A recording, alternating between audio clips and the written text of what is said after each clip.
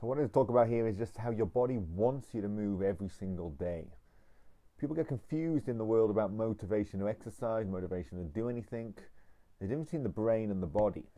The body wants you to move every day. You don't need to take rest days here and there. It wants you to do something.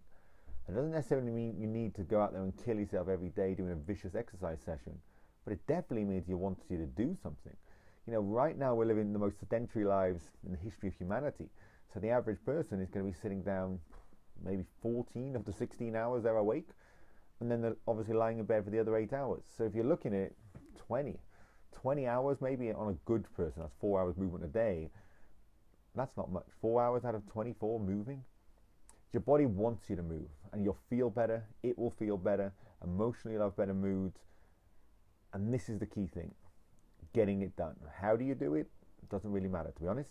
You might go for a walk. You might do a dance class, a dance video in the house. You might go to the gym every day. You might one day go to the gym, one day go for the run, next day do a stretching class like yoga or Pilates, or just literally play with the foam roller in the house. It doesn't matter how you do it. You need to get some sort of movement going. Whether foam roller in the house, think about it, constitutes movement, it does to some extent. You're at least working on the muscle stiffness and breaking some of the adhesions, so you're restoring posture.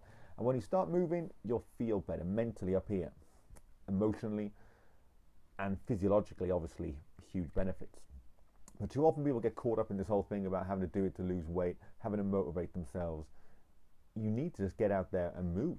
And what happens is whenever you move, it generates more energy within your body. It's counterintuitive. The more energy you expend, the more energy you get back. And the more you move, the more energy you get. And this is why then people look at, what they call fitness freaks or whatever they are, just moving all over the place, cycling to work, running here, doing this, doing that. But the energies come about because of their movement beforehand. And if you're there sitting on the sofa for inspiration to get some energy to move, it's not going to happen. You've got to move to get inspired. And when you start moving, you get further inspired and you move more, and it's another positive cycle. But don't kid yourself. Your body wants you to move day in, day out in some form, some capacity.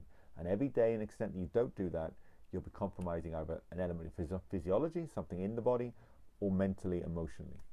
So most people, when you chat to them who do exercise regularly, keep it long term, they're doing it not to lose body fat. They're not doing it, just to gain muscle, look good. That's part of the reason.